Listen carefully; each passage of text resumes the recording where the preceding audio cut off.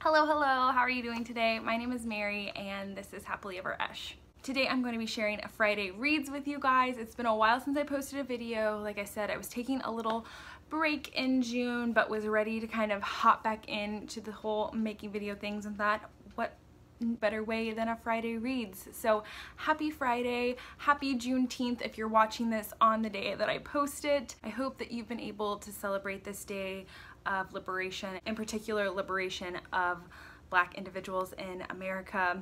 I think in this current moment we still see the oppression, we still see the inequalities within our country, but I really think that today is a day we can celebrate. I went to a little social distance celebration that our community had, and in the car, stay in your car kind of celebration. And one of the speakers very poignantly said that there is so much, and rightfully so, discussion of the trauma that the Black community has faced in America, but there should also be many days of celebration, and Juneteenth is a day to do that. So I'll link some resources down below if you're not sure what Juneteenth is and you'd like to educate yourself a little more. I will also link below the reading that was shared. It was it was a speech that Frederick Douglass gave, but I'll put that down below because I think it's a very important resource. But yes, I hope you're able to kind of do some research, seek out what your community's doing.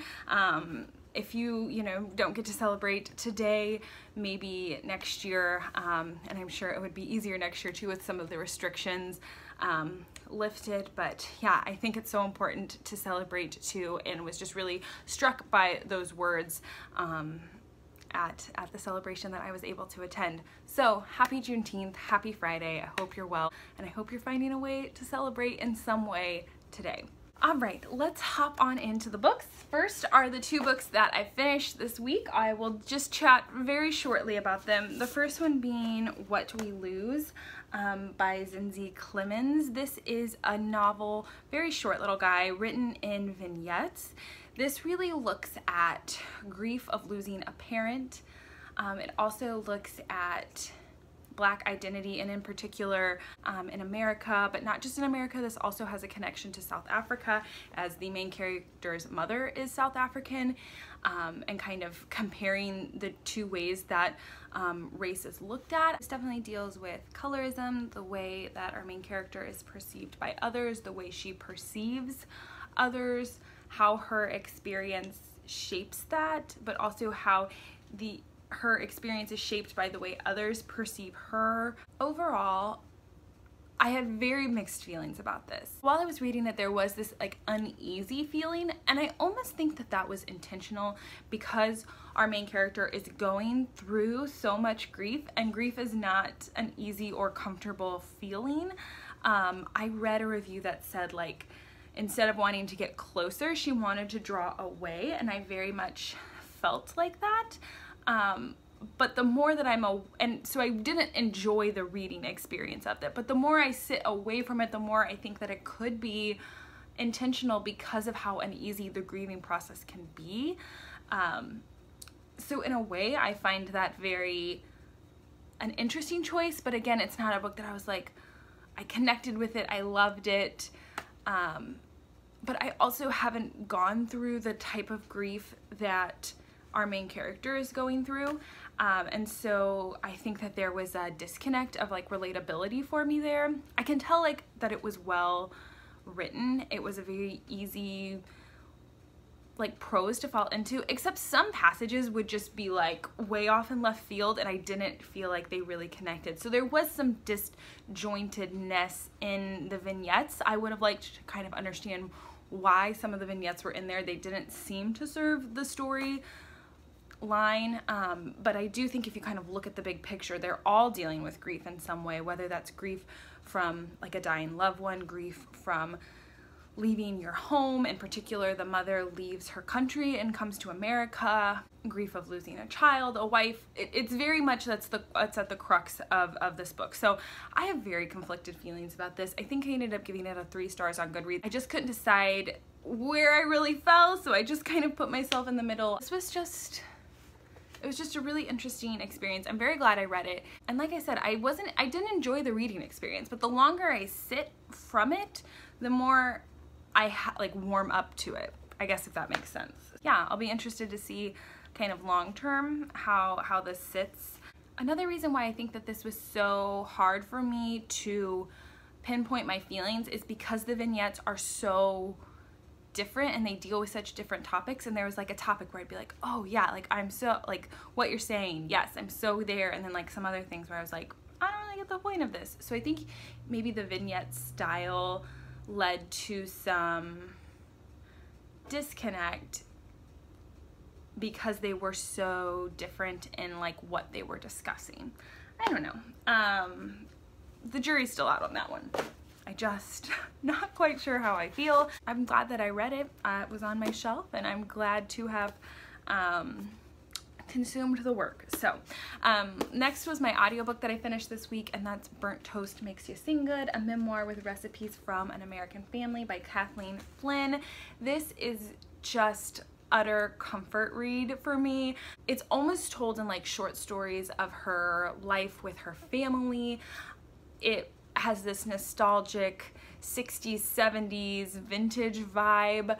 I loved learning about her family. I love the recipes that she shared. I have a bunch that I want to try. I do think, though I don't share a lot of similar experiences to the author, it felt very true to like my experience. I think it's just that Midwest kind of life. My like gut reaction is just like, I loved this. It was great. I do see some like issues in her writing, and it's very much a story of like, you know, rags to like pulling yourself up by your bootstraps and like getting in and doing the work, and you know, American dream kind of novel in a way that I just don't always think is like the true experience for all people. So I did feel like there was maybe like some disconnect there where it's like, well, I can't, it just, I guess, very much kind of smoothed some of those like edges over. But I mean, it's her memoir. She can tell her story the way that she wants to, and I still loved it. So there was that one. And then for what I'm reading right now, I'm currently listening to There There by Tommy Orange. This is a collection of short stories really focusing on the Native American experience, in particular in Oakland. I've only read the first 2 stories, and that's what they're centered on. And I honestly, this was my book club pick, so I haven't done a lot of research about it. So I'm assuming that they're all going to be surrounding Oakland, California. On my wrap up, I'll get back with you if that's not the case. I have this on hold currently to get a physical copy because I'm really enjoying the audiobook and the readers, but it's one of those books that I can see really wanting to digest some of the words. There's some sections like I already want to reread, but I'm enjoying this one a lot so far. I know that this book was hugely well received and enjoyed by many, so I'm here to experience it and kind of see where I fall in on this camp, and I'm excited to, it seems going to be a great discussion for book club. And then the book I'm physically reading right now, I just have the dust jacket, is Beach Read by Emily Henry. I know I had put this on a to wait for at the library, but it wasn't coming in fast enough, so I just bought it. It's just one that I've been itching to read. It's a pretty new release. It is a contemporary romance, and we're following our 2 main characters who are both writers. Our leading lady, I believe her name is January, writes romance novels, and I don't know if I've met, or I'm not sure what our gentleman's name is, but he writes very serious literary fiction, and they end up switching for the summer, like a challenge that he has to write a romance novel and she has to write a literary fiction novel, and things happen from there, I'm assuming. I know that there's some like heavier stuff underlying that plot line, so I'm interested to see how Emily Henry handles it. I'm only a couple chapters in, but I'm quite enjoying it so far, and I think it's the perfect thing. And then after those 2 books, I'm not sure what I will read. I do hope to start The Underground Railroad by Colson Whitehead soon. I had started to pick this up, but I think I'm going to be doing a buddy read with a pretty new booktuber. Her name is Annie, and her channel name is Eat, Drink, and Be Reading. She is so lovely. I've enjoyed getting to know her in the comments of my videos and of her videos, so she'll be linked down below. Definitely go check Miss Annie out. But yeah, I hope to read this one, do a little buddy read with her. I've done a couple buddy reads this year, and they've been lots of fun, so I'm hoping to, you know, continue on with that and get to that one. But after that, who knows, but that should be quite enough for this weekend. What do you plan to read this weekend? I would love to chat about it in the comments down below. I hope that you all are doing well. Thank you so much for taking the time to watch this video, and I hope that you're doing well, and I will talk to you later. Bye.